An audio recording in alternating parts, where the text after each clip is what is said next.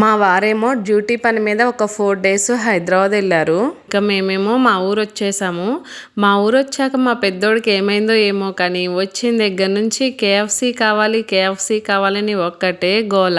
పల్లెటూరులో ఎక్కడన్నా కేఎఫ్సి దొరుకుతుందా మీరే చెప్పండి. ఇంకా వెంటనే వాళ్ళ నాన్నకు కాల్ చేసి, నాన్న నాకు కేఎఫ్సి తినబుద్ధి అవుతుంది, నాకు కేఎఫ్సి కావాలని అడిగాడు.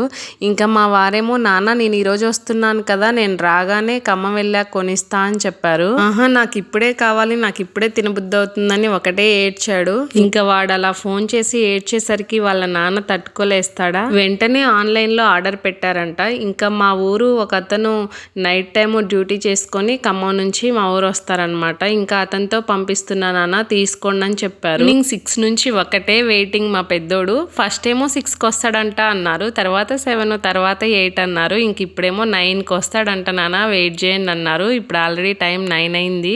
ఎంతకి వెయిట్ చేసినా రాకపోయేసరికి మా పెద్దోడేమో, మా నాన్న నాకు అబద్ధం చెప్పాడు నేను ఏడవకుండా ఉండడానికి, నాన్న అసలు కేఎఫ్సి కొనలేదు పంపించట్లేదు అని ఒకటే ఏడుస్తున్నాడు ఆగకుండా. పాపం మా అత్తయ్య వాళ్ళు డైలీ 7కే పడుకునే వాళ్ళు. ఇంకా ఈ రోజు మా పెద్దోడి ఏడుపు వల్ల వాళ్ళు కూడా పడుకోకుండా వెయిట్ చేస్తున్నారు. ఇంతకీ కేఎఫ్సి వచ్చిందా రాలేదా, వస్తే ఏ టైంకి వచ్చింది, మా వారు అసలు బుక్ చేశారా లేదా, లేకపోతే మా పెద్దోడు ఏడుపు బంద్ చేయడానికి మా వారేమన్నా కేఎఫ్సి బుక్ చేశానా వస్తుందని ఏమన్నా అబద్ధం చెప్పారా, ఇదంతా నెక్స్ట్ వీడియోలో చూద్దాము.